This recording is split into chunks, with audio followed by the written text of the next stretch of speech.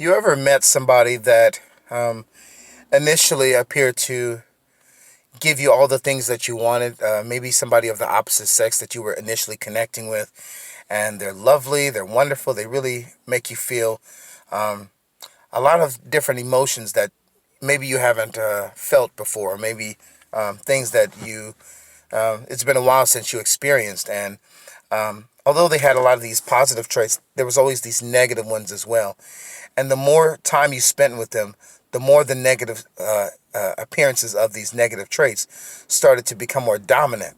And then you wake up one day and you realize that it's not that these traits changed, it's just that they were always there and the person was always themselves, but you just didn't notice because you were so captivated by them.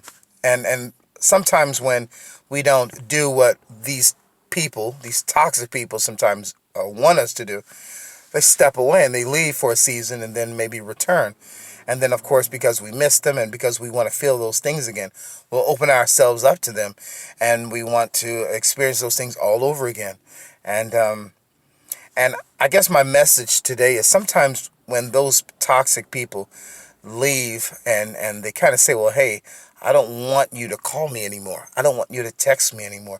I don't want you to be around me. I don't want you to be in my life.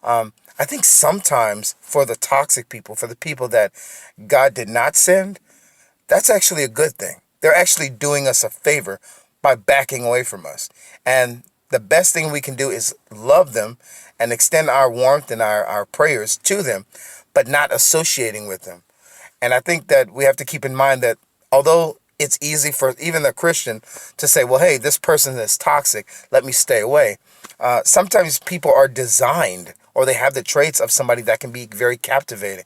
You know, there's some ladies that I'm really drawn to. And so even if they're toxic, I have to know that I can't be around them. I can't go hang out with them if they're, inviting me out and things like that. Even if we had like this fight or something like that, and then they like want to come back to how things are, we have to decide, hey, I don't want to return back to the mess. I don't want to return back to the toxic views. I don't want to go into the craziness anymore. It's time for it to be over.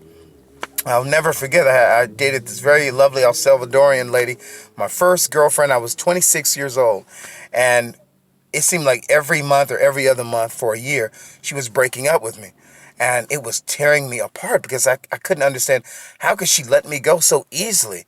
It was like, man, it seemed like anytime I didn't do anything that she wanted me to do, she just let me go. It was time to go. Everything was over. And I remember after a year, it hurt me because I wanted her so bad in my life. I wanted to marry her and all these things.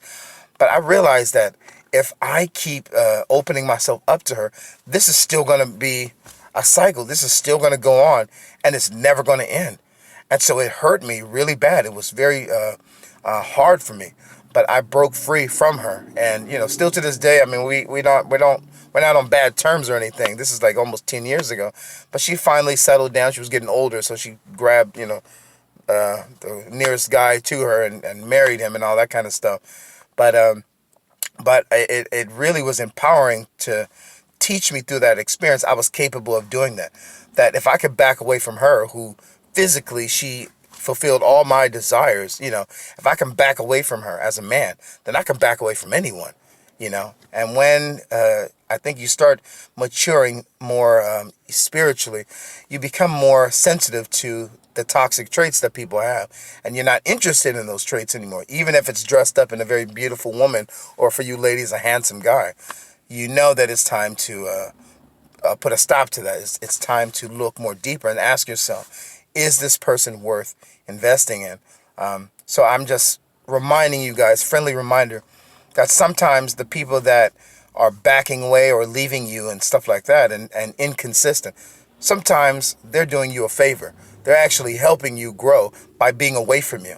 Because it's the last thing you need is somebody who's inconsistent and toxic and destructive. And they're always destroying every relationship they've ever been a part of. And now they're trying to bring that in your life. And so the best thing you can do is say, hey, I love you, I cherish you, I value you, but no, you're not invited in my life anymore. You're not invited. I'll see you later. Thank you for everything. Thank you for whatever gifts and beautiful experiences you've given me. But you've taught me, and you've helped me, and you've educated me to understand my value even more. And I know that I cannot be with somebody like you. You're not for me. And you don't even have to tell them they're toxic, but just let them know, hey, no thanks. Thank you, but no thank you. I don't want to reopen this scab and get hurt all over again, you know? So God bless you guys. Take care. And just know your value, okay? You're made in the image of God, the Creator. His breath is inside of you. Take care.